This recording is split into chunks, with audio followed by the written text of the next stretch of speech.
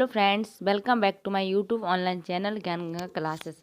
तो मैं आज मैं आपको लेकर आई हूँ क्लास 12 के प्री बोर्ड के सब्जेक्ट फिजिक्स का प्री बोर्ड का सॉल्यूशन, जिसमें आपको सारे क्वेश्चनों का सॉल्यूशन आपको मिल जाएगा और सारे ही क्वेश्चन के आंसर आपको बहुत ही अच्छे से और शॉर्ट में मिलेंगे।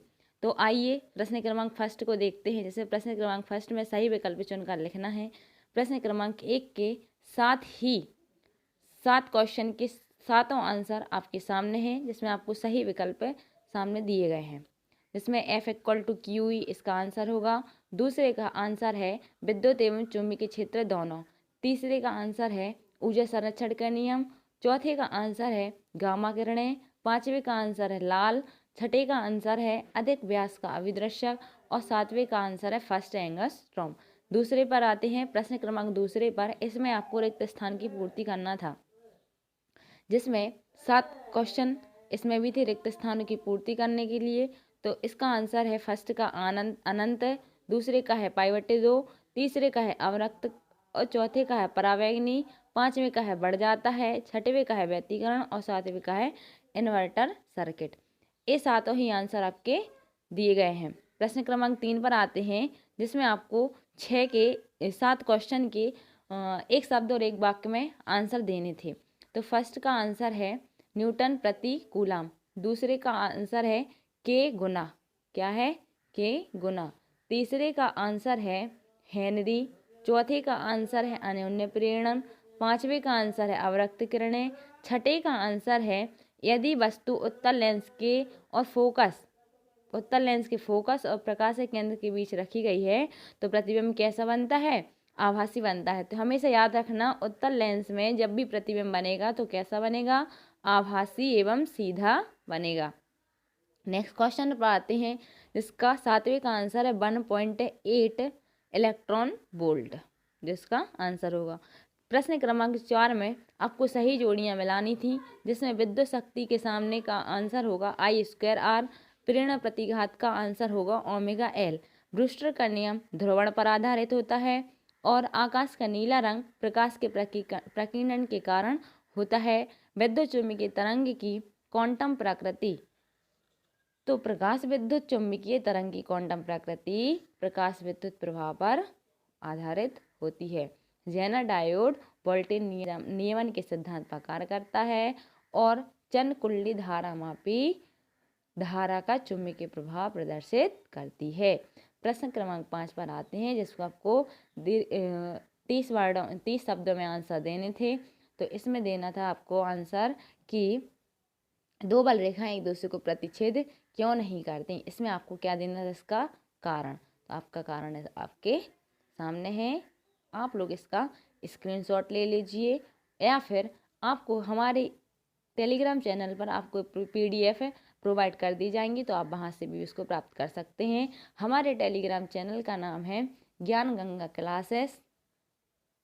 Telegram channel Gyan Ganga classes. Next question आते हैं प्रश्न क्रमांक 6 में। प्रश्न क्रमांक 6 का अथवा का आंसर है, जिसमें आपको 1 ओमीय प्रतिरोध की परिभाषा और उसका उदाहरण देना था। प्रश्न क्रमांक 7 पर आते हैं, इसमें आपको साइक्लोट्रॉन के बारे में बताना था। तो साइक्लोट्रॉन क्या है तो आपको बताना था। तो साइक्लोट्रॉन क्या है, एक ऐसी युक्ति है जिसमें धनावेशित कण, प्रोटॉन, अल्फा कण इत्यादि को क्या किया जाता है, त्वरित किया जाता है।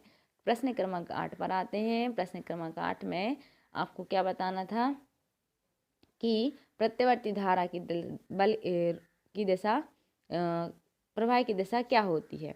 नेक्स्ट क्वेश्चन पर आते हैं प्रश्न क्रमांक 9 पर। प्रश्न क्रमांक 9 में आपको पूर्णांतिक परावर्तन और उसकी शर्तें देनी थी, जो कि आपको सुस्पष्ट भाषा में सामने दी गई हैं।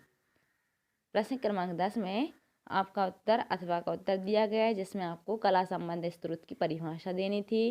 प्रश्न क्रमांक 11 में आपको निरोधी विभव के बारे में बताना था कि विरोधी विभव क्या होता है। ये आपका आंसर है। नेक्स्ट क्वेश्चन पर आते हैं प्रश्न क्रमांक 12 पर।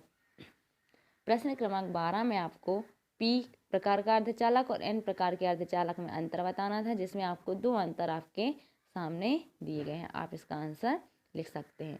प्रश्न क्रमांक 13 में व्हीटस्टोन सेतु का सिद्धांत देना था, कार्यविधि एवं चित्र भी बताना था। तो ये आपका चित्र है और इसका व्यंजक है। बहुत ही सरल भाषा में, सुस्पष्ट भाषा में आपको दिया गया है, आप आराम से इसको लिख सकते हैं। नेक्स्ट क्वेश्चन पर आते हैं प्रश्न क्रमांक 14 में, जिसमें आपको एक न्यूमेरिकल सॉल्व करना था और इसमें ओमी प्रतिरोधों के समांतर क्रम में जुड़े थे। तो प्रश्न क्रमांक 14 का अथवा का आंसर है, आप इसको लिख सकते हैं। प्रश्न क्रमांक 15 पर आते हैं। प्रश्न क्रमांक 15 में साइक्लोट्रॉन की आवृत्ति के लिए व्यंजक निकालना था, प्रश्न क्रमांक 15 में। तो ये आपकी परिभाषा है और ये उसका क्या है, व्यंजक है। नेक्स्ट क्वेश्चन पर आते हैं प्रश्न क्रमांक 17 पर। प्रश्न क्रमांक 17 में नैंड और नॉट गेट से और गेट प्राप्त करना था। तो नैंड और नॉट गेट से हमने नैंड गेट लगाए और गेट से हमने क्या प्राप्त किया, नॉट से और गेट प्राप्त कर लिया। तो ये उसका क्या है, सिंबल है और उसके बारे में बता गया है। नेक्स्ट क्वेश्चन पर आते हैं प्रश्न क्रमांक 18। इसमें आपको समांतर प्लेट संधारित्र के बारे में बताना था और इसका हमने पिछली वीडियो में बताया भी था कि ये मोस्ट इंपॉर्टेंट क्वेश्चन है, जिसमें हमने प्रश्न बैंक के जीपीएच का प्रश्न बैंक सॉल्व किया था। उसमें ये क्वेश्चन वेरी इंपॉर्टेंट बताया भी गया था। तो देखो ये फ्री बोर्ड में फिर से आ गया, तो आप इसको अच्छे से समझ लें और पढ़ लें। नेक्स्ट क्वेश्चन पाते हैं प्रश्न क्रमांक 19 पर। प्रश्न क्रमांक 19 में हमें अनन्य प्रेरणा से द्विकुंडलित कुंडली के लिए क्या निकालना था, अनन्य प्रेरकत्व निकालना था। तो अनन्य प्रेरकत्व का ये व्यंजक है, जिसमें आपको अनन्य प्रेरकत्व निकाला गया है और ये उसकी अनन्य प्रेरण की परिभाषा दी गई है। तो स्टूडेंट आप आराम से इसको लिख लें और आपको इसकी PDF हमारे Telegram channel Gyan Ganga classes पर प्राप्त हो जाएंगी, तो आप वहां से प्राप्त कर सकते हैं। और आगे की केमिस्ट्री, बायोलॉजी और मैथ्स की वीडियो अपलोड कर दी जाएंगी, तो आप हमारे यूट्यूब चैनल पर इसको देख सकते हैं। नेक्स्ट वीडियो ज़रूर देखें और आपको ये वीडियो पसंद आए तो लाइक, शेयर एंड सब्सक्राइब ज़रूर कीजिए। Thank you.